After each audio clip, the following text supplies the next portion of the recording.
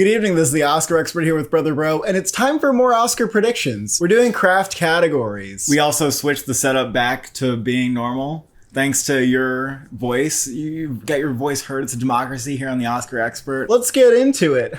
Best cinematography. So we think that The Brutalist is gonna win. I feel kind of bullish about this. I know Dune is some fierce competition. I think the work in part 2 was better than part 1 from Greg Fraser. But when you see The Brutalist, I think you'll acknowledge that the cinematography is really outstanding, and it just has that old filmic look that I think people are just gonna come over. Oh yeah, it's kind of like There Will Be Blood winning. It has a lot of long takes. I think in general with Dune Part 2, we are looking for categories where it won the first time that maybe it's less exciting to give it to the second time. And we've always been looking this way, but in the beginning of the year we were like, I don't see it yet. Yeah. Now I think we honestly have solid alternates to Dune in every category except for visual effects. Yeah, I think or possibilities at least. And you'll get to know what some of these alternates are. While Dune is strong, I just think that The Brutalist is a bit more exciting and fresh for people. Yeah. So I think that will win. I mean, I agree, it makes sense. It's a stunningly gorgeous movie, and it's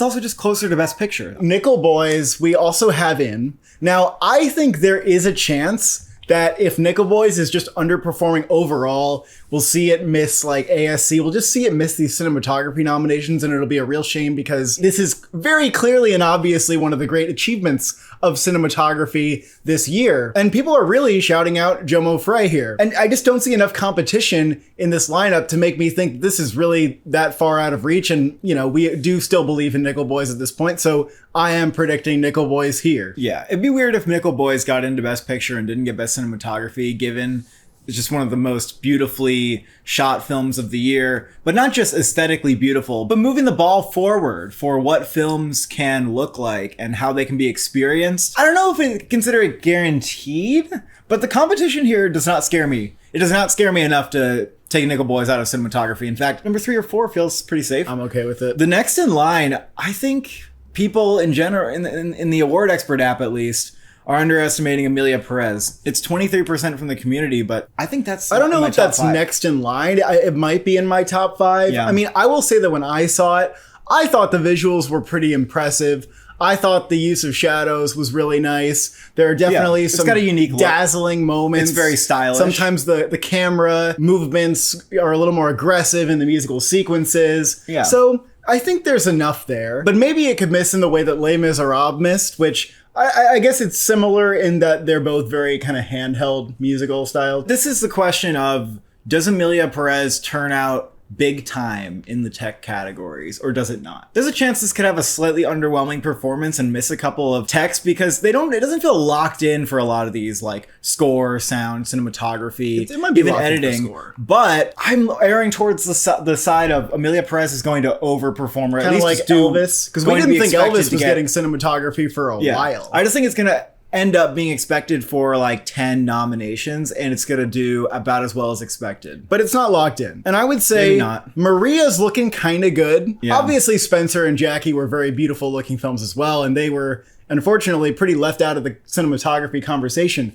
But Maria's different because it is done by a branch favorite, Ed Lachman. And, you know, as was the case with El Conde, where, like, if you read into what they did and how they conceptualized the film and how they shot it, like, you go, oh, damn, there's a lot of juice in here that cinematographers might be reading about in, like, their ASC magazine, really appreciating. And I think Maria, you know, with the use of black and white, We just know Ed Lachman's a mad genius. absolutely gorgeous. And No I doubt think about that. That's enough to get it in. And I know that sometimes the Larraín films underperform, and this one is the least well received out of the 3, but I think it can get in just because it's clearly a beautiful looking movie. Well, I think it's the Ed Lachman name that is important here. The fact that they could name check him for El Conde means they could name check him again. Well, it was in black and white. He might be in fair. that small club of cinematographers that can get nominated when their films aren't performing that well. For number 6, I think it could be Conclave. A lot of the community has Conclave. The cinematography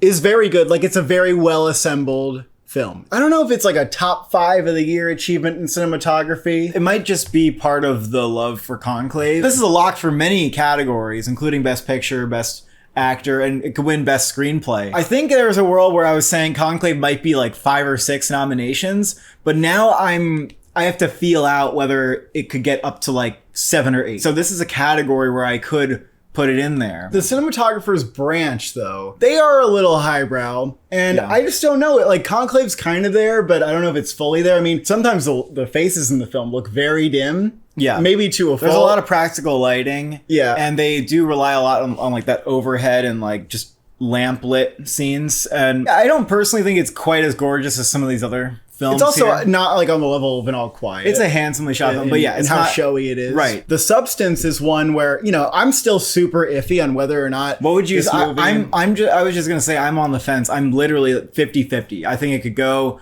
towards Best Picture in a year like this, especially in a year where it's one of the most talked about films. And I could also see it just being a film Twitter thing. It reminds me of how I was so confident that May December would get at least Charles Melton in for an Oscar nomination, especially because he was the most talked about performance for a while on Twitter. Some people think that it could be like RRR, which was being hyped up to such an extent that it actually got nominated at Critics' Choice, and we thought, I think we put it in our like at 9 or 10 for a month or so. That didn't translate to the Oscars. Now the problem with RRR, though, I think predominantly was that there were very few categories it was really going for. Like visual effects and sound, sort of iffy. Yeah. And then it was just director picture on top of that. Like The Substance, on the other hand, has many more categories it can go for, including Demi Moore, which is the most compelling of all, I think, in terms of getting it in there. So I think there is a vision for this movie to perform well at the Oscars, but there's no telling whether or not it will come true. Like, it's just very hard to say. So that being said, in Best Cinematography, if this is nominated, let's just do that world. Does this get into cinematography? I'm still leaning no. I feel like that's still iffy for some reason, even though the cinematography is just incredible. Yeah. It's some of my favorite cinematography of the year, but I could still see it being snubbed there, weirdly. I don't know. Maybe because it's like this ultra sleek digital thing. So we can consider it as an outside shot. Honora Drew Daniels, I don't think this would happen. I was considering if this could be where Honora is over-nominated, because if it really is the Best Picture frontrunner, you know, you can win Best Picture with 5 nominations. I mean, Coda did it with 3, Green Book did it with 5, but there could be like a one extra, you know, +1 nomination here than we expect. But I think that's more likely to be a Yura Borisov at this point than cinematography. I agree. Now, Blitz should be pretty firmly in this conversation, except for the fact that the movie is very underwhelming for most people. Even if the movie was kind of firmly in Best Picture, like to the extent that maybe Maestro is, I think it could still miss cinematography. I just don't see pretty on the bubble though, because the cinematography was impressive. It was good, but I don't know. It didn't blow me away. I guess the way that I've been blown away by Lovers Rock or 12 Years a Slave is my belief that the film that's actually number 8 is The Girl with the Needle. Now I still haven't seen it. You saw it, but there's always a black and white pick that sneaks up. And this year we really do not have options for a black and white pick. And this is it. It looks gorgeous. As I've seen from the trailers, the movie may get nominated for international. But even if it doesn't, that's what happened with El Conde. It got in anyway. The cinematographer is not like a known branch person, though. Neither was Lucas Zoll when he was nominated for Ida. That's true. This film's also not necessarily a lock for an international. Yeah, if it was maybe like a really big international contender on the level of like Seat of the Sacred Fig, maybe I would be more likely to put it in. Yeah. Also, that movie is a tough sit for many people. It's depressing. Let's put it that way. Hey, look at the white ribbon. It's disturbing. Nosferatu is something that the community has at number 7. I've seen some people put it in. I think that The Lighthouse got in because it was black and white. And if Nosferatu is not in Best Picture, I don't think that this would happen. I think there's a small chance they could get it without, but I'm just not seeing how the cinematography here is on like a different level than The Northman. Well, actually, there is something to say about like the monochrome scenes and how they harken back to I think there's a Silent shot Era. for cinematography. So based on the Nosferatu reactions, I actually have this closer to cinematography than I was initially predicting. And I think it may be the second most likely nomination for the movie behind It does sound like Focus is going to campaign it. Them showing it to critics this early is a good sign. It'll probably be Edgar's most successful film. Still, it is difficult to get a cinematography nomination if you're not in Best Picture. If you're not in like that top tier of cinematographers who gets nominated. But I can see a world where it happens. I definitely can. I think I'm going to slightly edge in Emilia Perez though because of the Best Picture factor. But maybe I'll change my mind when I see it very soon. I think some people view it as potentially playing like a Bram Stoker's Dracula, a movie where the gothic style is just so well crafted that even though it's kind of in the horror genre, it still gets in. Actually, a lot of the vampire Dracula films have been nominated for an Oscar or two. So, you know, there's definitely precedent. A Complete Unknown. I've seen some people who actually think this is happening. And I think that their justification is, well, Fade on Papa Michael has been nominated twice. Okay, let's break down those nominations. Nebraska was in black and white. Let's acknowledge the black and white bias here. There's no way that film in color would have been nominated. Number 2, Trial of Chicago 7. They felt that they were out of options that year. They had to scrape the bottom of the Sure, they should have nominated, I'm thinking of Anythings or First Cow or Minari maybe over it, but even Tenet, they could have nominated Tenet and they didn't. But if something was closer, it wouldn't have gotten nominated. That's a silly nomination. That was a lack of competition thing. I don't think we have the same problem this year. The cinematography looks nice enough. Now, the last one I can mention is Gladiator, which is number 10 with the community. Oh, some people actually think that's getting in. Some of the I'm sure they do. Gladiator believers believe this. I'm sure they do. I don't see it. So we've seen Gladiator 2, and we can't review it yet. But my prediction for Gladiator 2 is it won't quite crack Best Picture, but there's a lot of nominations that it can get. It's really a lot like Wakanda Forever in the sense that I think it's going to get an acting nomination, and it'll do pretty well in craft categories, but really because those nominations are kind of undeniable when you see the movie. It's like, oh, of course production design and of course Denzel Washington, of course costumes. The film is good. It's not a great movie and it's not better than the first one. I think we're all gonna settle down about Gladiator 2 eventually and agree that it's a good movie. It's not like incredible and if you like it just as an action film and you want to say it's a great action movie, I'm okay with that. But it's not like transcendent. I guess I don't want to totally rule out Gladiator 2 overall. I think it's just a really solid popcorn movie. The cinematography is just not happening. Like with the directing, I just don't think it's like sophisticated in any way that will like titillate the brand. I think the spectacle is impressive, but more for like the costumes and the production design and all that stuff. It's not that stylish. It just looks big and expensive. Yeah. Do you agree with that? Yes, I do agree with that. Yeah. Joker died since we last made the last Joker's video. not getting any nominations Joker anywhere. died. Literally no nominations. So like don't even if we don't mention it for the rest of the video, that's what we acknowledge that it's there and we acknowledge nothing. Challengers would be an awesome nomination here. That's not going to happen. Best editing. So this is another category where Dune reigns supreme, and even at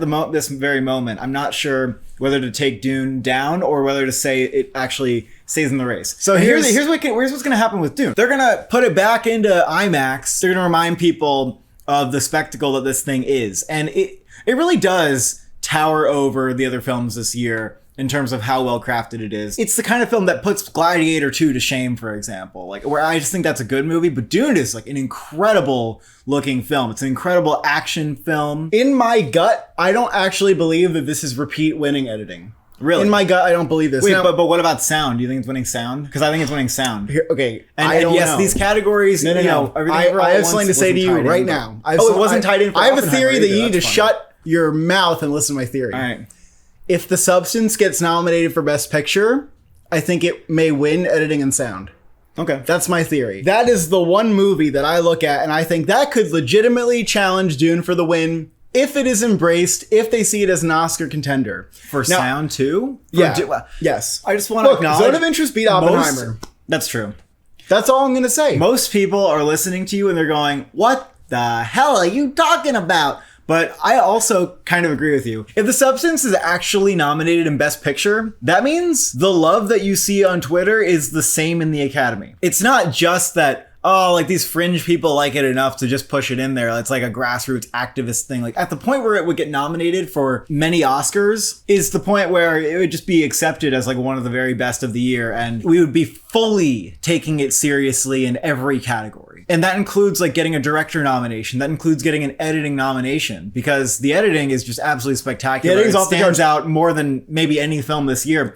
It'd be like- it would maybe be it like- has the argument that it has the most editing. It would be like Whiplash winning editing and Yeah. sound as well. A lot of people think Anora is winning editing because they share the same doubt that Dune's really going to win.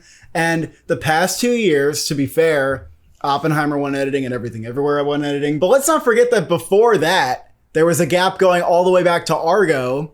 And what do these have in common? They have the most editing. It's not usually a category that people default to just because the film's winning Best Picture. Now, I also recall Wait, people the thinking... Sound of Metal didn't have the most editing, but it had the most sound. Okay, yes. Or the tie to the sound category is a Yeah. good argument. But I recall people saying Parasite was going to win editing because it was going to win Best Picture. And I said, you know what? Ford v Ferrari is still going to win because that's, Bohemian Rhapsody freaking won editing. Like, Anora is not even close to a sound nomination. You could at least say Everything Everywhere was probably number 6 for sound at the Oscars. Maybe, yeah. And Anora, like, I just don't see it. Like, I definitely see the nomination.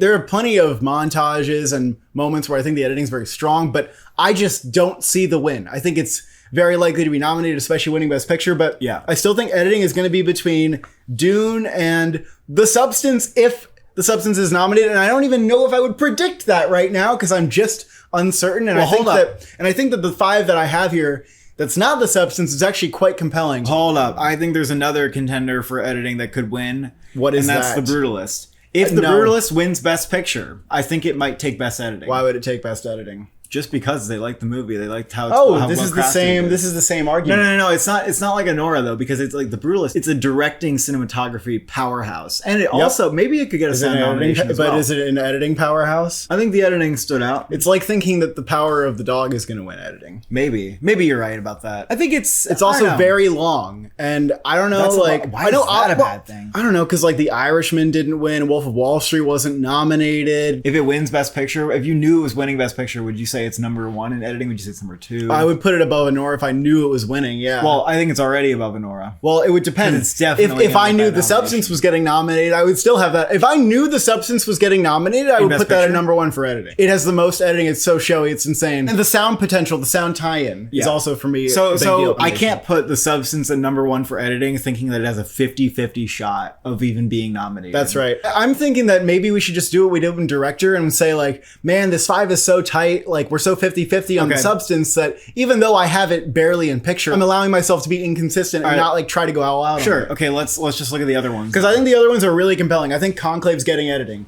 Really? It makes a lot of sense. I've seen the movie twice now, and I think the editing's really good. I think it's very strong. All right. There are some really good montages in it. I think that it's smart about where it cuts in conversations. It is potentially a top 5 contender. It's really making waves at the box office right now. It's hitting that like adult entertainment spot that really works for the Oscars. I think it's just a strong movie. I agree with you that it would probably get editing based on the status of the movie overall. I'd probably be foolish to not have Conclave in. I think you wouldn't would be foolish. And you just said yourself that Conclave seems like it might overperform. Like, are you going to say it gets only like 4 nominations? No. I have to keep it in for editing. Amelia Perez.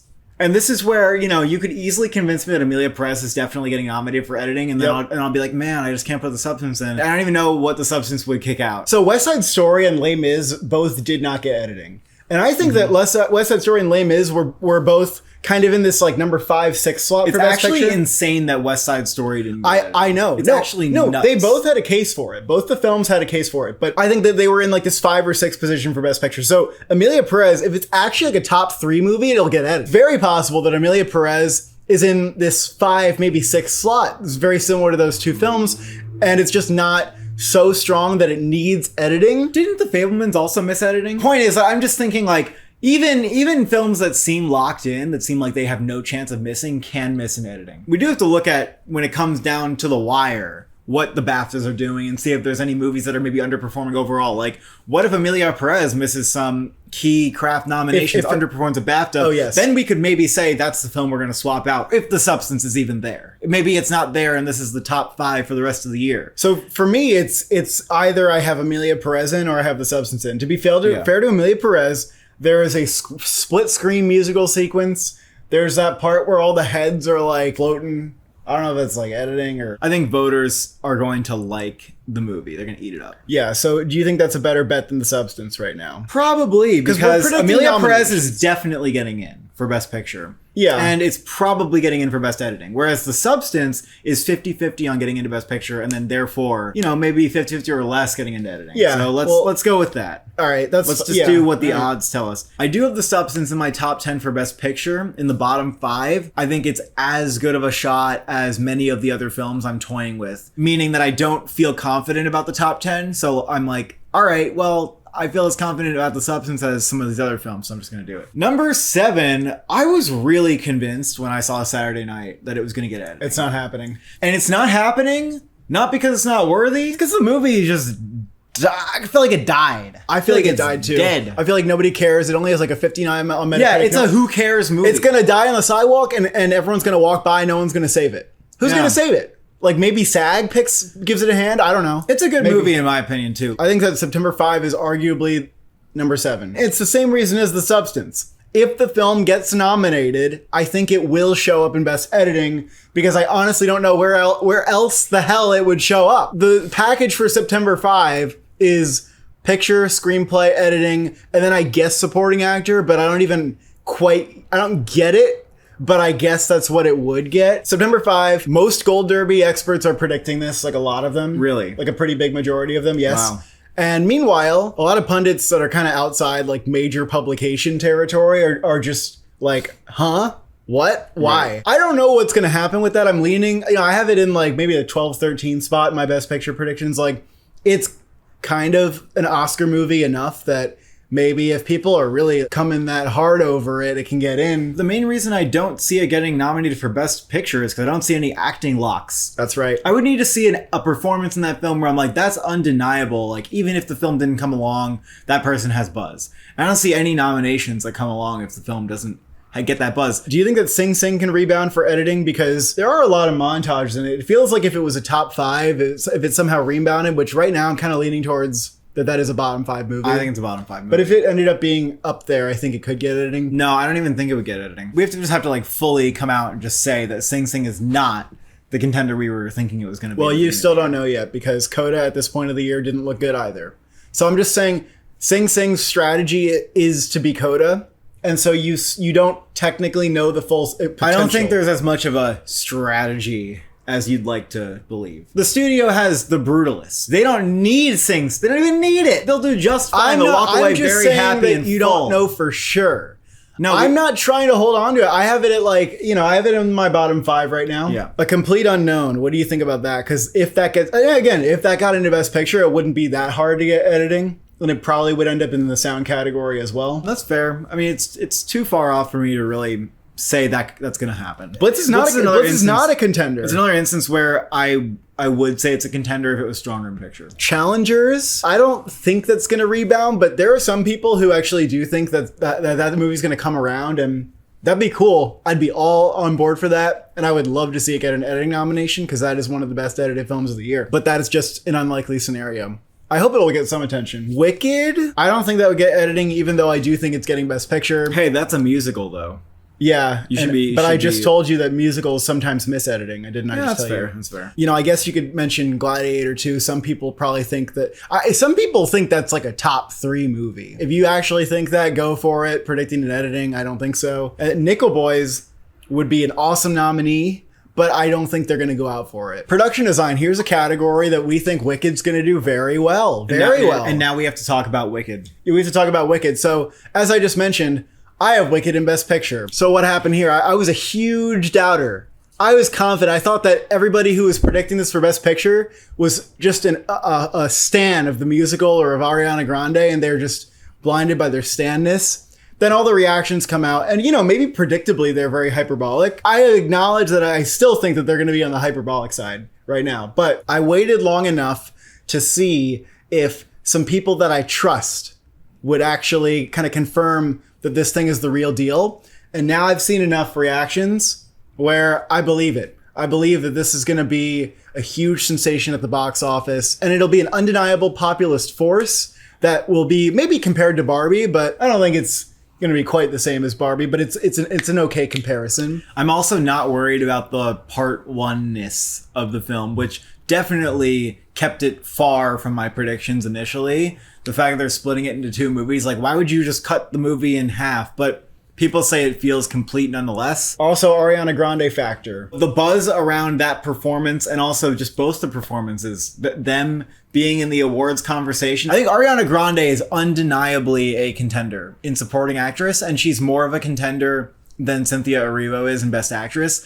Reason being, Best Actress is more competitive, and supporting actress is more amenable to someone like her coming along, and I have her in.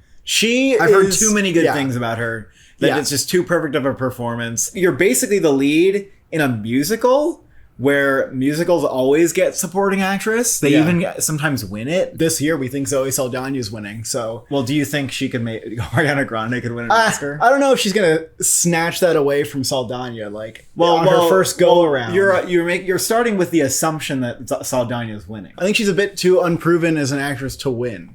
Like, the only thing we've seen her in before this was Nickelodeon. I mean, I guess Jennifer Hudson won her Oscar off Dreamgirls, but I think Saldana just has more, like, industry credibility. Ariana DeBose was not a name that was widely known before West Side Story. Saldana has built up more, I think. And I think a lot of people are on board with it. I'm seeing people like it a lot. I agree, but I'm just saying, like, we should start considering. I would consider her top 3. That's what I would do. We just got to get over it. Like, I know for some people, it's like... I was resisting it a lot. I really was. I was like, absolutely not. I would look at the screenshots from the trailer. I'd be like, there's an animal band. There's CGI monkeys flying around. Like, what? I can't see it. But now I understand. And you know what makes sense about it is that John Chu, In the Heights, was like a really rousing, entertaining movie that I enjoyed a lot. Let's be clear. The enthusiasm from the people that I do trust on this film is really high. It's like unreasonably high. It exceeded all of their expectations. I definitely feel like I have more than just initial tweets and initial buzz to go off of here. No one's going to stop it from happening. You know, even the skeptics are going to be won over, and we're not going to be able to stop it. I mean, I'll tell you, it's going to do well at Critics' Choice. It's going to be an absolute... I'll tell you, it's going to do well at Critics' Choice. It's going to be an absolute force. I think it's going to have legs at the box office as well. Like, it's going to go through December and doing great. Oh, I think so. Through Christmas. Then the nominations happen. So, like... Let's put it this way. It's not... Critics' Choice, it's going to be a blowout. They're going to love it. Yeah. Golden Globes, it will get Ariana Grande and then Actress in Picture. And then at SAG, you think SAG's gonna stop there? Goodness, they might do it's ensemble. Probably getting ensemble, maybe even actress at SAG. I think I put it in ensemble. You know, my theory before was maybe BAFTA stops it, maybe it tires, but PGA is not gonna stop it, and BAFTA, I think here's the thing: Ariana Grande is gonna like get into places, like she may get into BAFTA, and the film will get maybe more than just production design costumes there. If it did well everywhere except for BAFTA, it would still be on track to get a Best Picture nomination. Like, you get PGA, you get SAG Ensemble. PGA and SAG Ensemble, it would easily be getting in. It also stakes out a territory of being one of the few populist films. One of the few films that broke 100 million at the box office. The other film here is Dune. Why do we think it's winning production design? Because a lot of people have it for costumes, but I actually thought this before I thought it was getting nominated for Best Picture. I watched a featurette. You should look it up. If you don't believe me that the movie's winning production design, go watch the featurette on them building the sets. Absolutely massive production design here. Planting 9 million tulips, building little villages. Like, it is insane. And I think that's winning because when you look, movies like Dune, movies that take place in the same universe as previous winners, doesn't always sell people. They kind of want to see something new. They want to be brought into a new world. And before I really thought about Wicked much here, I was kind of like, okay, but we don't really have the other options. Like Gladiator 2 maybe can win because that's huge sets as well. And maybe that is a similar shot to Dune 2, in fact. But, you know, Blitz, Brutalist, like, I just didn't see a winner here. But then I saw the sets for Wicked, and I said, oh, that's a winning. I think it's going to win costumes, production design. I was definitely waiting for Dune, something else to come out that's not Dune. And I was even considering putting Gladiator 2 in for Best Production Design for a win, because I saw that they built a goddamn Colosseum. They, like, built ancient Rome for that film. The production design's massive on Gladiator 2. Yes, there's a lot of visual effects, but really they had the foundation as actual physical sets. They didn't just shoot this on green screen. It does show in the movie. It looks great. But Wicked is just more colorful, more fun, more of like that fantasy tint, which is important. I think having fantasy elements gives you the edge over just pure period. Hey, I have seen people who argue that the fantasy is like a disadvantage because they're like, well, fantasy movies don't win that often. And I'm like, period or fantasy or sci-fi wins. And I don't see why fantasy is at like the disadvantage. Maybe it's one less than period, but like Poor Things is arguably a fantasy. Yeah. Like Black Panther won. It looks Black Panther beat The Favorite too. It looks dazzling in the way that, Great Gatsby did or Alice in Wonderland. So I don't see a problem here. Yeah. And you can go ahead and you can still predict Dune 2, and I'm very happy for you. I really do think it's better to have a fantasy edge because you have to create something from pure imagination. I mean, in Wicked, they did draw from The Wizard of Oz, of course. But Gladiator, you're basing it on more history. And I think the thing with Gladiator and Dune is that we've been to these worlds before. These three are obviously locked. They have the biggest budgets here, which, lends itself to building the most sets. And the budgets were very well put to use, especially Gladiator 2. Like, I saw the $300 million on screen. I did see it. So Blitz, I think, has a great shot. If Blitz is not in Best Picture, which I'm totally flirting with at this point, absolutely, like, I think I have Blitz at 11 right now. I'm just super uncertain about that movie's chances. There's not a ton of passion, but the production design, when I saw it, I was like, man, that's pretty undeniable. The war-torn streets, bombed buildings, bunkers and subways and like secret tunnels. Like, man, Blitz has everything you need to get a production design nomination. Yeah. And it was one of the most dazzling parts of the film. The Brutalist also feels reminiscent of something like maybe There Will Be Blood. The Brutalist, I would really love to know how they did the production design on such a tiny budget. Again, the film looking massive and looking expensive is in part because of how well done the production design was. I guess they just used a lot of real locations. I do expect that to get production design also because the Brutalist piece of architecture at the front of the film is also a result of production design, like how that is portrayed and then how it is actually sculpted. So I think this is going to get in, and The Brutalist is just going to be a widely loved movie. It's not going to be hard for it to get into these craft categories. I don't think The Brutalist can win though, because it just doesn't have the scale that I think the top 3 films on our list have. Blitz, though, I think that could maybe be snubbed. Really? Blitz has left my top 10 for Best Picture. It's still close, but production design you can get without Best Picture. So little passion for it. You can get production design without Best Picture. That's what I think. I think it probably gets it, but it's not like impossible that it could fall off. I think it'll get it, but there is some competition here. Is there? Oh, there is. Oh, I think the 5's tight. Let me tell you about Conclave. You can tell me about Conclave. Yeah, they like reconstructed. They made a Vatican on the fucking soundstage. You got the Pope Hotel. Everyone's hanging out the marble walls and everything. Like, it's definitely impressive. But you know what else was entirely constructed on a soundstage? Amelia Perez. No, that's the one I'm looking out for. That's actually really crazy. Yeah. Especially because so much of that film takes place outside. Like that opening scene with the shops. Amelia Perez, I think when people really dig down into the production design, just knowing that it was done entirely on sound stages, that's going to really impress people. And that's a nomination it could get on its best day. Yeah, but here's the thing. With Conclave and Amelia Perez, that's a cool, fun little fact. But I don't think it shows in the film itself. But remember, like Parasite and The Father, for example. Yeah, but were those up against Blitz? I think they may not have been up against Blitz. I think it has a shot, though. I don't think you can call the top 5 locked. I also think that there is a case for Nosferatu. It's not unprecedented for like these gothic films to get production design, and it does look pretty dazzling, but I don't know if it looks super expansive to me. No, it's not sprawling like the top films we mentioned here are, but it looks pretty artsy. What about The Substance? Because I see a lot of people who are saying, oh, if The Substance isn't Best Picture, I think it's getting production design.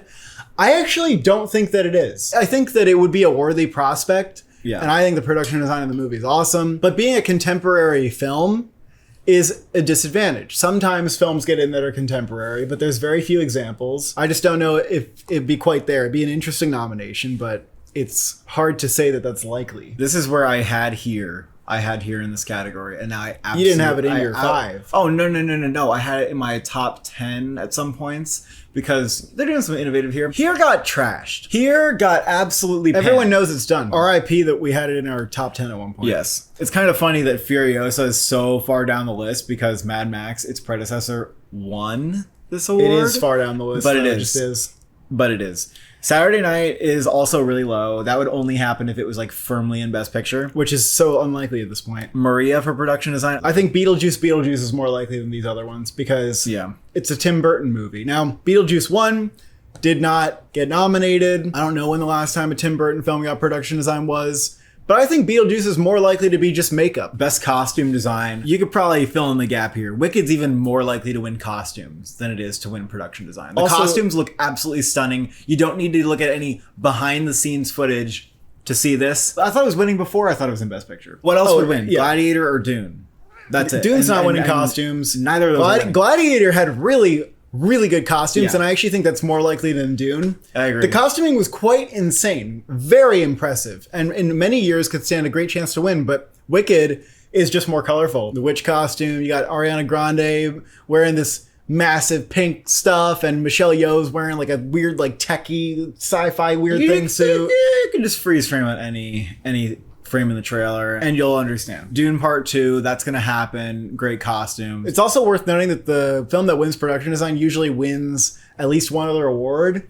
And whenever we think that this isn't gonna keep being a stat, it keeps being a stat. That brief period where we were like, oh, maybe Gladiator 2 can win. We weren't convinced that was winning anything else, which is why the Wicked pair of costumes production design actually fits much better. When I saw Blitz, I thought that makes so much sense for costumes. Also, Jacqueline Duran, so she's a branch fave. There's a lot there. It's a giant period production. That's all you need most of the time. And there are some costumes that are very nice and stand out. Little cozy knit sweaters. You know, it's not just men off to war. Like, the film is more about women and children than it is about men. So it's a big showcase. You were resistant when I started telling you I actually think it will get nominated, but then halfway through the movie, you leaned over to me and you conceded. Yeah, I conceded. You conceded to me privately. I conceded that it was a very strong contender. And maybe it could miss if it's not in Best Picture. No, here's the thing, I'm not going to call that. I'm not going to call that. If Blitz doesn't make Best Picture, I think there are 3 tech nominations it's holding on to. And that makes a lot of sense that it would just get those 3 tech nominations without Best Picture, right? Like, I don't see a reason to start throwing it out for costumes and production design at all. Maria, I think, is a solid maybe. Jackie got the nomination, Spencer didn't. Maria is also further in the past than Spencer was, which was a 90s film. Maria's possible, but again, that movie doesn't have passion. Yeah, but it's just a costume now. Else. It's just a costume now. That's true. It can happen without passion. I don't know what else we get it. Like, I'm not convinced about Conclave, man. You know, it's a contemporary film, and you know, they're recreating what the popes wear. I just don't think it's the same as doing something that's recreating a period or doing a fantasy thing. Yeah, I mean, I think this is the reason why Maria's still in my predictions, because I can't find a replacement. I think The Brutalist is an outside shot. Like, it doesn't really fit the profile of a film that's nominated for costumes. It actually fits the profile of a movie that's not nominated for costumes. Yeah, but Oppenheimer also did, and that got nominated. Oppenheimer got 13 nominations. There Will Be Blood didn't get costumes. A lot of World War II era stuff gets production design, but not costumes, which we thought Blitz would be in the beginning of the year, but then we were proven wrong when we saw it. Beetlejuice. I think that's an outside shot. It is a contender here. It is a contender. And then you got Joker, which I don't think is happening anywhere. No, Joker's done. Furiosa would be a great nomination. Furiosa would be an excellent nomination, but it will probably not happen. Nosferatu. It could maybe happen. It takes place very far in the past. There are some fluffy dresses. Yeah, and I had Saturday Night as an outside shot, but I'm just going to take that out. I don't really Amelia think so. Perez is the very bottom of my list. Yeah, that's just going to get like a contemporary guild nom, and that's it. Maybe Complete Unknown. I don't know. Makeup and hairstyling. I don't know, a fun category because we get to say hello to some films that we don't really talk about. You know, to be fair to us, we threw The Substance up here at number 1, and now a lot of people have The Substance up at number 1. Like, when I saw the movie, I was like, I don't really care if that doesn't get any other nominations. How do you not? With the makeup branch especially, they will go out for movies that have no business even near Best Picture. And right now, The Substance has some business near Best Picture. It's undeniably top 20. Makeup is it just needs it, and it just has to win. Beetlejuice would win in any other year. Maybe. Right? I mean, that's clearly the runner-up. I haven't seen it, but I've heard the makeup is pretty incredible and that there's lots of prosthetics, lots of reasons to nominate it. But The Substance seems to have captured more people's attention, is more intriguing. It's just more of a fun nomination. It's gonna be a really fun win. Whether it gets nominated for picture or not, it'll be a great consolation prize if it's not nominated for Best Picture, in the way that RRR won Best Song. Or The Fly. Otherwise, Dune Part 2 is a lock here. Yeah. That's like the other Best Picture contender that's Most likely pretty a lot. firmly in here. Actually, no, there is another Best Picture contender that's possibly in here. Oh, you're gonna... Wicked. I See- know what you're gonna say. I know Oh, what you're gonna oh! Oh, I know exactly what you're gonna say. You're gonna say And Barbie. what's wrong with what I am gonna say? Okay, so you're gonna say that Barbie didn't have any prosthetics and therefore it can't get this nomination. Well, it's not just Barbie. It's like The Great Gatsby. They made her green. Whoa, she's green? Yeah, she's Wow, green. You her didn't know body that? is one color? Yeah. That's great. There is more prosthetics in other movies. I don't care. I think Wicked will miss makeup. I think that Critics' Choice will do it. I think that people will think it's happening. And the makeup branch maybe shortlists it, maybe doesn't. And it doesn't quite get it because they're more into prosthetics, and we have a lot of prosthetic options this year. We actually have Fair enough. But I just think I want to give you a warning. Wicked's a musical. There's going to be many scenes with like a bunch of people singing and dancing, and all we're gonna have makeup and hair and shit. So it's like That's awesome. Did Remember West when Side Barbie- Story get nominated? No, it didn't actually. No, but, and you know, people thought it would. it would be kind of like Barbie not getting it. Why don't you Barbie chill was out? close. And I'm going to read you some movies that got nominated at the Critics' Choice, but didn't get nominated at the Oscars. Here it goes: Color Purple, Priscilla, Babylon, Everything Everywhere, Cruella. Oh no, Cruella did get makeup at the Oscars. Yeah, what about Cruella? Competition's a little different this year, I would say. And by the way, Cruella got in because of hair and painting her face white. There are other films that have more prosthetics, and let's go over what There they are are. other films that have more prosthetics. And let's go over what they are. Sasquatch Sunset. Sasquatch Sunset, it needs a makeup nomination as well. Like, Look, there aren't many films that have more prosthetics than this movie. They absolutely caked their entire bodies in ape makeup. You know, there's the whole narrative once again of like, hey, you can actually read their emotions through their makeup. My goodness. and you can't see who the actors are. You don't even know who they are. It's insane, actually. And there's, you know, I'm sure it was like a 4-hour long makeup chair. I did see a little featurette about the makeup in Sasquatch Sunset, which makes me think they're campaigning it. They are trying to get this nomination, Bleecker Street. Well, they got it with Golda last year, and people thought, well, Golda is just so off the charts, so off the beaten, it's off the path. Even there's I no way. fell for this. Even I was like, Sasquatch Sunset's way off the beaten path. Now I'm like, you know what? I can't make the same mistake twice. I got to predict this again. They're just big outliers that just nowhere near the Oscar conversation that still get nominated. Once it makes the short list, everyone's going to start predicting it, right? Yeah. So why not just do it now? Why not just do it now? And the other film that I think is strong is A Different Man. You think so? Yes, it has very heavy use of prosthetics. Maybe it like has, it's one more of look a to film that did one thing. It's about a guy who transforms get, into one guy to another guy. Yeah, I just think it could get snubbed. Again, I expect it to make the short list, and when it's there, we'll all be throwing it up there.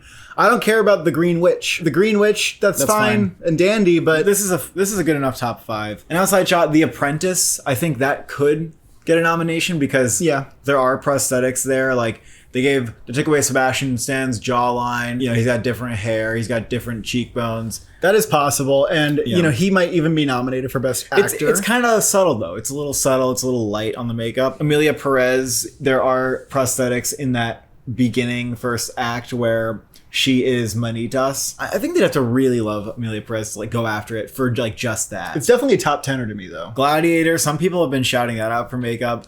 I don't know. It's not obvious where the makeup is. It's just powdered faces and stuff. That's not that big and of a like deal dirt to me. and maybe some cuts. Not a big deal to me. You know, a lot of the gore is CGI. So I actually think Nosferatu could happen because that's maybe the most likely nomination for Nosferatu. Actually, I would say so. So ended up moving Nosferatu into the here. There's definitely precedent for this. I mean, the Willem Dafoe vampire film was nominated for makeup. Bram Stoker's Dracula won, but really the reactions kind of sold it. People are really impressed. They say Bill Skarsgård is unrecognizable. I think this is a case where he's just completely caked head to toe in makeup. And that kind of sounds similar to pretty much every nominee that we're predicting in this category. But the difference here is that Nosferatu is legitimately getting an all-around campaign from Focus that's going to really be focusing on these craft categories. And part of it makes me wonder if we could see a snub like Dune just to fit in all these movies that are so prosthetic heavy. But what I'm going to do here is take out Sasquatch Sunset. I know I really wanted to predict that one, but here's the thing. When you look at who gets nominated in the makeup category, it's a lot of repeat offenders. A lot of people who've been previously nominated, and A Different Man, the makeup designer, got nominated for Coming to America and The Batman recently. Nosferatu has a 2-time nominee on the team. Sasquatch Sunset, it's all people who haven't been nominated before. I just kind of edged something out for Nosferatu, I feel like, and that's what I'm going to go off for now. Furiosa should get makeup. Maybe it's still a contender for makeup. For sure, it's a contender. Like, do you think makeup. it's? Well, where would you put it? Because that I would put it in that my movie top has 10. prosthetics. That actually has a nose prosthetic. Yeah. And you're talking about films resurging, which have makeup at the end of the year. Like, why wouldn't Furiosa resurge? Well, here's the one thing though, is that Mad Max 1, maybe there's a bit of a been there, done that thing to it. Yeah, there's just a ton of makeup in that film. There is. I think I'll put it at number 9. I think The Apprentice is just not going to happen at the end of the day. Long Legs maybe gets on the short list. I don't know.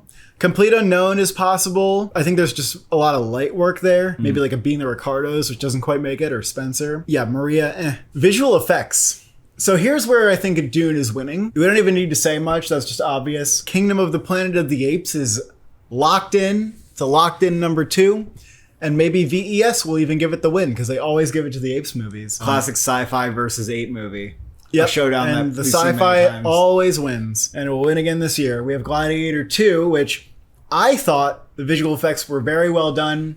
Sure, there are a couple parts where they're like a little silly or a little noticeable, but compared to most blockbusters, it was very well integrated and they didn't rely on them too much. Definitely plenty in there to get that movie nominated. Beyond this, I really don't quite know what to do. Mufasa, I am being a bit swayed that not going for the photorealism and the expressions of the faces could hurt the movie, but it's pretty photorealistic like elsewhere. Although I did watch the trailer for the first Lion King, and then I watched this one, and I went, I actually think this is a little bit of a downgrade. It's just a little more cartoony looking overall, even in like the environments and the textures. Although at the end of the day, like this is probably $250 million that was poured into like visual effects. So when it comes to the Oscars, people will always, try to include films that have more subtle use of visual effects. But at the end of the day, it's these big Disney blockbusters that get nominated because just the most money was poured into them. I think it's hard to count out Mufasa. I mean, the lions look really good. Like the fur and all that stuff is still very much there. I guess I would still keep it in because I just don't know what else has more. And it makes sense that the VES would nominate it and all that. At number 5, though,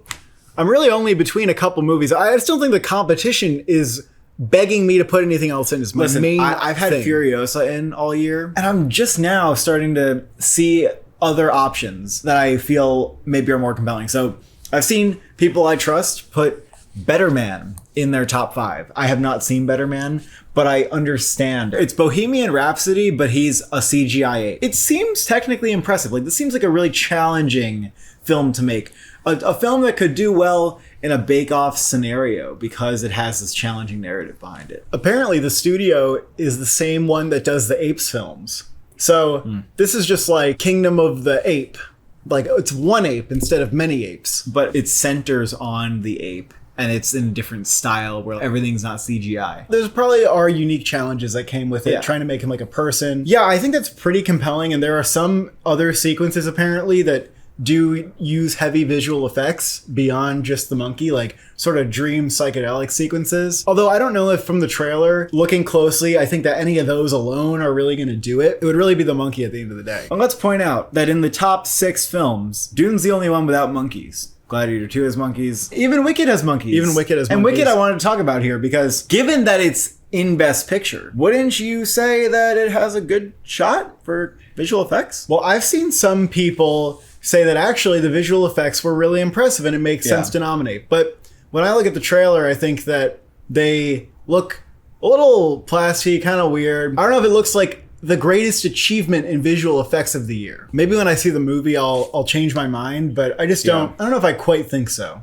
But I think it's close. I think that Critics' Choice will do it. I think Furiosa has been criticized and kind of debated as to whether the visual effects are working or not. It doesn't necessarily look better than Mad Max. Well, it's certainly a larger film than Mad Max, and it relies less on practicals. It relies on practicals in some scenes, and then in other scenes it relies heavily on CGI. You can tell where the CGI is because the rest of the film is so practical. I also just think it could get no nominations. Seems like a movie that could get one nomination, though. You know, sound or visual effects, I think, is in play. Maybe, but would you say that Better Man maybe has a better shot? Maybe I would say that. Alien Romulus, I do think that's worth taking seriously for visual effects. Prometheus was nominated. Yeah. So it could happen. Now, typically, the Oscars will nominate, like, the best Marvel movie of the year. And this year, it's Deadpool and Wolverine, and I don't feel confident about that. I don't know why you should. It's a buddy movie. It's not, like, a giant sweeping fantasy epic like other Well, Marvel I haven't films. seen it. Maybe it becomes that. And then there's Twisters, which is a maybe. But Nah. when I saw it, I was like, okay. I didn't know if it Everyone was just shut the fuck up particularly about that insane movie about it. because it wasn't actually that good. And I think it just kind of faded from memory. I always felt like it was just going to be a thing that comes and goes. Like, it's not a movie that stays with you. Oh, yeah, I remember Twisters, like, 2 months later. I also didn't think the visual effects were, like, amazing. I moved here down because I'm just not Here's- hearing that it's all that with the de-aging. Also, you're forgetting Godzilla X Kong. I'm not forgetting that. I have That's it like low on the somewhere. list. I don't think it's going to happen. We have enough Blitz monkey for movies. visual effects? Probably not happening. Nope. I saw the movie. It doesn't make enough sense. It's more like background. Yeah, it's like making the city. Maybe there's a shot for some big movie that we don't think about, like Kraven the fucking Hunter, although I think no one's going to like that movie. In sound, we have another scenario where I think that if The Substance is nominated, it could stand a chance to win. Now, maybe it could win editing and not overtake Dune in sound, but just think about it for a second. It really stands out.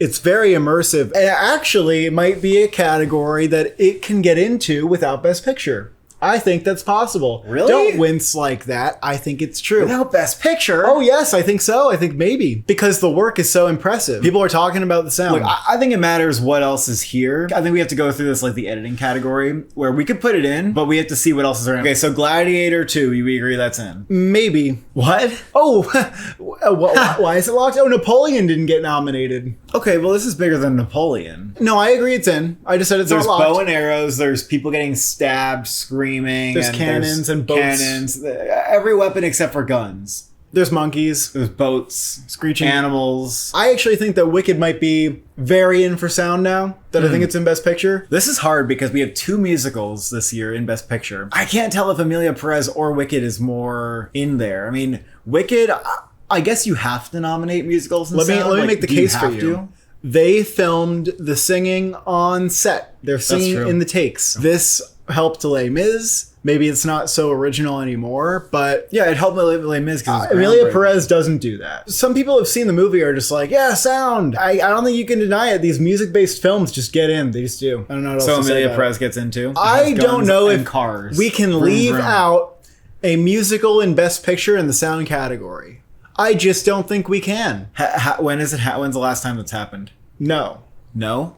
It No. just never happens. No. The answer is no. You can comment if the answer is yo. Well, yo. look, I guess Tick Tick Boom was kind of close to that happening, to be fair. There's La La Land, there's West Side Story, Les Mis, Chicago. Those are the past 4. What? Chicago was the last. Wait, what? Yeah, there haven't been a lot. Wait, so it's crazy that we're getting 2 musicals in Best Picture, is what you're saying? Yes. It's like insane. It's unprecedented. Kind of insane, in yeah. the last decades of movies. 9, despite having 4 Oscar nominations, was not nominated for sound. But again, that wasn't in Best Picture. This is where I guess think that- Bohemian Rhapsody is sort of a musical. No, but Oh, A Star Is Born. I consider A Star Is Born a musical. well, okay, that got nominated. If you're looking at music biopics, we also have Elvis, Walk the Line, and Ray, and Maestro was nominated for sound. So I guess this kind of goes right to A Complete Unknown, which, you know, has a fair case for being nominated for sound. And the sound team on that movie, one of the main guys, has been nominated countless times. And he did do James Mangold's other films that have been nominated for sound. And that film might have sound at the very heart of the story, because it used to be called Going Electric, and it's about how Bob Dylan transitioned from acoustic to electric music. They're going to want you to experience that, you know, distinction in how the music is being amplified. I think that's like a scary one for sound, because I don't know what it is exactly, but I know it's coming. Now, to be fair, the sound category is now smushed into one. But if you look at the history of musicals, a lot of the music-based films get just sound mixing and not sound editing. Maybe that fact alone means that one of these films that makes sense typically to get nominated, A Complete Unknown, Amelia Perez, Wicked, maybe misses. I think this is really competitive. Yeah, you're right. It's really You convinced me competitive, that it's competitive. Because we have to talk about Blitz. Yeah, because Blitz, I mean, man, if there's one Blitz thing is that people one thing people were buzzing about after that film, it was the sound design. Yeah. And the sound design's more interesting than just bombs dropping. There's a lot of like machines and trains, and the way that the sound and the music weave together is something people were buzzing about. That's a strong contender as well, like something that I probably can't take out. And then we could say, you know, maybe a complete unknown's on the bubble, and then this like that's trying to get in there, and then the substance is also like trying to get in there. I kind of agree, but I do think the substance, I'll say it again, if it's nominated, I think it could win here. I don't even know how to tell whether a musical has sound potential or not. I just have to look at musicals and go, okay, that gets nominated, right? Or maybe it's possible that Blitz is just so like forgotten about that it just completely dumps out everywhere. Right. That's a possibility, but it would be sort of strange because even News of the World wasn't forgotten, but that was a less crowded year. If we're talking about, you know, other films that could sneak in for sound, Furiosa definitely has a case for it. Like, do you remember? You remember last year we saw the creator and Mission Impossible, thought to be just visual effects contenders, made it into the category probably because of the Bake Off. Furiosa, a lot going on there. I could see that happening to it. The Brutalist, definitely possible for a sound nomination. There are some scenes where the sound design really stood out, but it could be like Killers of the Flower Moon, where people think it's getting nominated, but it doesn't. And this year, I think there's too many music films. Nickel Boys, man, I would love to see that. I would love to see it, but I don't think it's happening. And then you have Civil War. Outside Shot. Outside Shot. Twisters, get out of here. At this point, really get out of here. Twisters didn't even have sound. It just had the music. I stand by that. So score. All right, so let's talk about Dune first. Let me recap what happened here, all right? A lot of people are confused. A lot of confusion going on. I'm also kind of confused. Let's recap it for you. The Warner Brothers FYC page on their website didn't have Hans Zimmer listed, which prompted people to go, oh, does this mean that Dune isn't eligible? Here's the thing. Even if Dune wasn't eligible, they would still be campaigning Dune in this category, just as we saw the casting director was listed for consideration, even though there is no casting category at the Oscars. The FYC page is also for Critics' Choice, Golden Globes, BAFTA voters, Guild voters. So the inclusion or exclusion of Hans Zimmer on the score page is not an indicator.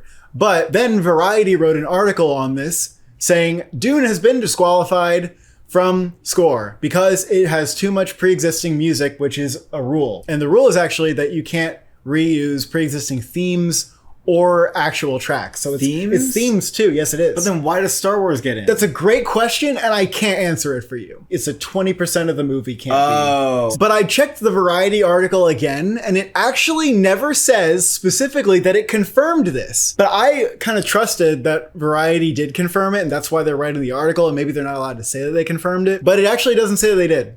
So it's possible that Variety kind of took this speculation and just ran with it. So we're now finding out that there was an independent review conducted of the and it determined that the score probably wouldn't meet this 20% criteria. But the Academy is yet to rule on this. Then Hans Zimmer appears back on the Dune FYC page and everyone goes, oh my God, it's eligible again.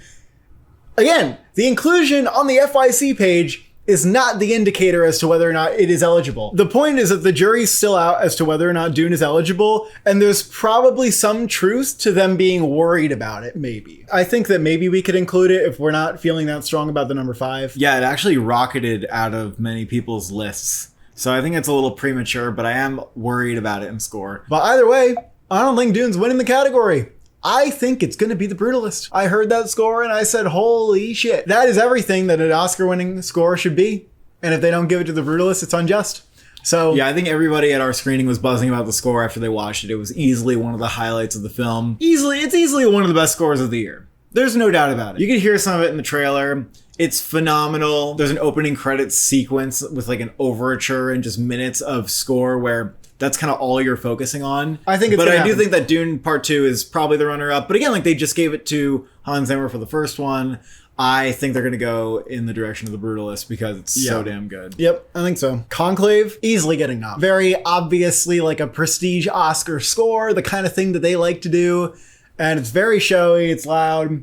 It's obviously happened. Then we have Amelia Perez. I think the score is one of the stronger parts of the film. I like the non-musical instrumentals a lot. You know, even the musical instrumentals, which maybe people will kind of factor that into their vote. I think they're solid. Like, there's some interesting variety. I think the songs in general, people find them to be sort of sloppy or like, you know, I think the music is considered a weak point. But if we're embracing the movie overall, I'm sure that that will be overcome. I think that there's just a lot going on here. It's like an original musical in Best Picture. Do you think that all of the music counts as score, like La La Land? Yeah, I think it'll be like La La Land kind of. It's kind of a mixed bag because I really liked the score when it wasn't music, and then music was like hit or miss. So Blitz, I'm actually considering for score if and only if Dune Part 2 is not nominated. There's another The score if. was very good in Blitz. There's another if the movie gets Best Picture. I actually did hear a lot of people talking about the score as they came out of the film. Yeah. I don't know if it's fully in there. Well, I'm just saying if he could be the replacement for his Dune score. I'm kind of sold on the Wild Robot a little bit. Really? Let me tell you about this. Let me tell you about things. So, yeah, there was a snub for Pinocchio recently. There was a snub for Boy and the Heron and Spider-Verse. But this is just a much more conventional Oscar score. Is it? Oh, yes. It's a much more conventional score than Spider-Verse. You can't deny that. Like, How to Train Your Dragon got nominated. Encanto got nominated. Pixar films get nominated a lot. Isle of Dogs. I mean, that was just plot. But it's not like Pixar is the only studio that can get into this category. People are really talking about it. It wasn't my favorite score of the year, but everybody's just obsessed with the score. And it's somewhat a contender in the song category as well. Chris Bowers has made a name for himself for sure, and he's never actually gotten a score nomination, so I think it's kind of likely. I don't know. It didn't have as good of a score to me as some of the Pixar films, but I'm a little bit more of a stickler in this category. The score was very like crafted to, just feel big and feel like swelling and overwhelming, but I don't actually think the craft was as impeccable as some other Pixar films. Like, I don't think it was as well thought out with how they were doing the themes. But again, I'm very picky in this category, and I acknowledge that I don't feel the same way as most people. Sing Sing, I always thought this was going to be a score contender. And when I saw it the second time, I was very confident that this would be a score contender as well. It adds a really nice layer to the film. And, it has a bigger score than most low-key dramas have, kind of in the same way that Marriage Story has the score that kind of feels bigger than the movie. But Sing Sing, I'm just not feeling as being that competitive outside of the acting categories, picture and screenplay. I'm not predicting it for an editing nomination. I'm not anymore. So score just feels like something that could be left behind, even though it was very well done. Saturday Night, I was very convinced that would get score when I saw it. Again, I also thought it would get Best Picture. The fact that it's moved down in Best Picture, I've moved it out of screenplay as well in a bunch of other categories. So I think here's another category where I probably have to move it out. But I was impressed by the score, and it is John Batiste, and they love him. He's generally like an industry fave guy. That's possible. And, when I was at TIFF, I remember I received a press release about the score. There are a lot of interesting little facts about how it was made. And I think the score is great, and I think it's worthy. But if the movie is not in Best Picture, I have a hard time seeing it holding on to this score nomination. Even if it got just screenplay and score, I would think that's a little unusual. But if Dune's not here, we're going to have to expect a couple maybe non-Best Picture Sure. movies. So what I might expect is Room Next Door is possible. Yeah. Blitz is possible, as we said. And again, we think Room Next Door is possible because Parallel Mothers was nominated. But prior to that, Alberto Iglesias had not been nominated. He's been nominated for other films, but not other Almodovar films. Parallel Mothers was his 4th nomination. So they like him. And the Room Next Door's score was very good. Yeah, it was very good. It was a standout. Maybe that could be a lone nomination for that movie. Some people might think I'm insane to say that because I actually think the movie's an across-the-board contender, and I don't really think that. Can we really deny challengers much longer? Because let me tell you something, man. We can deny that in score. Let me tell you something, bitch. Spider-Verse. It's not the same. Oh, it's very similar. Oh, it is? Oh, yeah. Oh, tell me how. Oh, well, they're both like these retro scores that Film Twitter loves, and for films that aren't contending in Best Picture. Awesome. But that Film Twitter also And does loves. the branch love Daniel Pemberton? They don't. They've never nominated him for score. Challengers is Trent Reznor and Atticus Ross.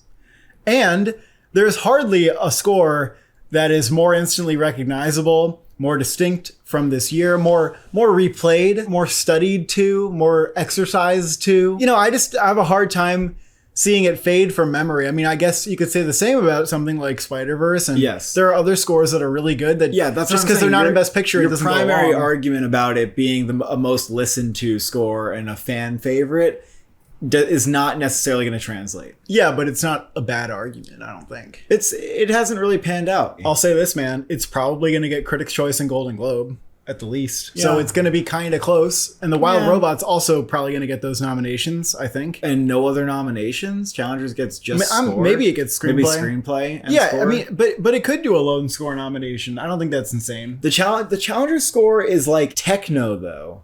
I don't know a precedent there. What's the precedent? The Social Network, maybe? No, not even. It doesn't even sound like that. The Social Network won because it had a gentle theme. It also had techno. Yep, and Challengers is just techno. No, it has a gentle theme as well. Not really. That's sort of like a haunting melody. Great. It's so different. So is the Social Network. No, that's different as well. Just because it doesn't match 1-to-1. I mean, it's a unique score for Also, that the reason. Social Network was runner-up for Best Picture. Cool. So it's just not a match. There are not other Yeah, scores but Trent like Reznor it. and Atticus Ross by this point are very well respected, nominated multiple times. And they do a lot of scores that don't get nominated too. Soul was also not in Best Picture and was I know, nominated. but it was the kind of score they nominate. It's unique and people know what it is instantly, and it's a little different. And I think that it stands out a lot. I mean, maybe Saturday You just Night. got to think about the music branch. Well, I don't And know it's what they very do. different from just someone who likes listening to Challengers on Spotify. But if it got nominated, you'd say, "Oh, that's because they like Trent Reznor and Atticus Ross," and it would say, well, "Oh, that's not that weird." Of weird." course, I would That come up makes with sense. a reason if it got nominated, why it got nominated. It has just as good a case as any of the other shit that you're telling me about. Well, there's a lot of competition Blitz here. Is all right, maybe Saturday Night. Sure, they could go for John Batiste just for him, maybe, but that's hard to buy. Let's just put Dune at number 5. And say Dune's a maybe. Dune hasn't been called yet. We don't know what's going on. Maybe it'll still be eligible. You have the Wild Robot at number 4. I don't even agree with that. I actually think it is getting nominated. People are screaming and they won't shut up about the score, and it's winning animated feature. Winning animated feature, by the way, is not a bad precedent for getting a score nom. To be fair to Spider-Verse, it did not win. Fine, we can put the Wild Robot in. Fine. I would love to see Nickel Boys here, but I don't think we're going to get that. Yeah, I don't think It'd be Gladiator awesome. 2 has quite a score for this category No, either. Like, I don't remember some anything people are about like, it. wow, the score was so good. And I'm just like, I am on a different planet than you. Sorry, I just am not on your planet. I don't understand. Yeah. Also, The Substance Would be complete outside shot, but I will put it at the bottom of my list for this reason. All right, now original song. So most people are convinced that one of 2 Emilia Perez songs is going to win. They are going to be pushing Mi Camino and El Mal. I think Mi Camino sounds more like the kind of thing that they would give the win to because it's more of the soft ballad. Selena Gomez is singing on it. The other song is just like, and then Wait, that's the other song in contention? That sounds bad. That one's El Mal. Is the other one the Mediocre? Nope. What's that one? It's the one that Selena Gomez sings that you forgot about. Well, where's Medio whatever? Nope. They're not Why? campaigning it. They're just not. And why not? That one makes sense. What they did is they're doing the catchy one and they're doing the Selena Gomez one. This is what they've decided to do. That's all right? weird because my on favorite board. song in the film was the one that the little kid sings. Well, they're not going to invite her to the Oscars to sing that song. Not That's great what choices. Netflix has decided for you that you will choose between. So I think that Mi Camino makes the most sense. Perhaps both songs get nominated. Perhaps only one of them does. I just don't see the other options, really. I really don't know what else. That's my biggest question is what else? It's probably a good bet to bet on both of them at this point. We have a Diane Warren song, and it's actually not Relentless. Nope, it's The Journey from 6 It's Triple The Eight. Journey from 6 Is Relentless even coming out this year? Nope. All right, so everybody make that switch. I know I can see that even in the app, there's still a lot of people predicting Relentless. Make the switch, put the Journey in there from 688. The Diane Warren song, that's the one that's getting nominated. We have Piece by Piece from Piece by Piece. I don't agree with that anymore. I listened to it and I went, what the hell? Really? Yep, that's You're why I just did. like, no. Let's play it for you. It's not very catchy. It's no happy. Okay, so what about Winter's Coat from Blitz? That is very possible. Yeah, I liked that one. But it is just like a little tiny piece of the movie, and there's not like a ton of instrumental presentation on it. Would Saoirse Ronan sing at the Oscars? Probably. I think that's quite likely that the most prominent Moana 2 song gets nominated. However, I have heard that like it's not Lin-Manuel Miranda this time, so maybe the songs are kind of weak. Like a Bird from Sing Sing. I thought that would be like a random song, but when I listened to it, I was like, all right, it's kind of nice. It's actually kind of nice. Yeah, and it plays in the credits. I'm not sure they had it made out when you saw it at TIFF. If this category is predicted to be like Moana 2, 688, and then some Emilia Perez songs and Wild Robot or Piece by Piece or whatever, movies that aren't getting a Best Picture, something's going to surprise. Like last year, Killers of the Flower Moon got in for song. Everything Everywhere got in for song that was considered kind of a surprise. I think you got to throw in one more Best Picture nominee in here. Sing Sing is a great bet to do this. Winter's Coat, if Blitz gets nominated for Best Picture, that's very possible as well. That's why I kind of want to put Sing Sing in a way. You think the Joker has a shot here somewhere? No. I think that people are going to stay very far away from the film. I've never seen a movie with like worse press or just more toxic buzz. It doesn't matter the merits of the song on its own. It doesn't matter Lady Gaga. Like they're just gonna stay far away. That's my prediction. What about Mufasa? Does that have an original song? Yeah, I'm sure it does. It's musical. And did the first get nominated for anything? Nope. Beyonce tried though. So there's also a really good pick here. A great pick here would be Will and Harper Go West. I don't know if that's actually something that could happen or if it's just something that I would want. No, it's a document. You know, documentaries can get a song nomination. Yeah, so I'm considering that one. What about from Kneecap? Apparently there's an original song. Oh, I would love that because that's like an excellent way to honor that film, which is about the band. They're in it. Like, I want that to happen, but it's wishful thinking. Why is it wishful? Because I just don't think the movie is very big. Robbie Williams has a song for Better Man called Forbidden Road, and I listened to a snippet of this song, and I went, yeah, I could see that. It sounds like a personal ballad from the man himself. Like, you know, there's a good case for that too. That movie might have somewhat of a presence when it comes out later this year. I think that Forbidden Road is a pretty good shot. Now, here's the other elephant in the room that we have not talked about yet, but I want to just tell you that this is number 2 on Gold Derby. Do you know what it is? Wicked. No. Wicked doesn't have any original songs. Wild Robot? Oh, the Wild Robot. And you can see the wind anywhere. You can fly. Fucking gonna scream. This fucking Radio Disney shit, like, oh my God. Keep it away. Keep it away. I think we don't need this. The song is just very boringly produced, and I didn't like it when it played in the movie because I didn't need there to be a song like that in the movie. My bias may very well be getting in the way here. Maybe this is undeniable. I think that it's gonna show up at Critics' Choice because I don't think they know what they're doing. It might show up at, you know, maybe Golden Globes, like, I don't know. There's a fair chance it just goes far because it's a song that played in the animated feature winner in the middle of the movie. But maybe they just think the song kind of sucks and it's just not that great. How likely is that? Or am I just I think you're right that it's not the kind of song that would get nominated. It's too like for kids. It feels like a movie straight out of like a G-rated, like just for kids movie. Like it could have played in the Minions. The song from the movie is not like particularly popular. I'll say that too. Stock music ass song. I'm okay to insert my bias into this category. I do like Forbidden Road and Better Man though, because that's an opportunity to nominate Robbie Williams. It also just sounds like a song that would play at the Oscars. I don't know how to put that. And that's our below the line predictions. Animated documentary, international, and SAG Ensemble will be in a separate video. And if you like the content, you want to support the channel, and you want more content, you best join the memberships. We're putting out lots of fun bonus content that we're enjoying. This week, the European film nominations came out, and I kind of broke down if there's any significance to that. Yep, we've been talking about Wicked a little bit too. We've been talking more about, a lot of talk about the substance. And, you know, as the first critics groups start to come around, you know, we'll make little videos about that too. And as always, you can update your predictions on the Award Expert app, which I will be making many more features for in the coming months. Thank you for watching. Thank you for subscribing. Have you accepted Wicked into your life yet?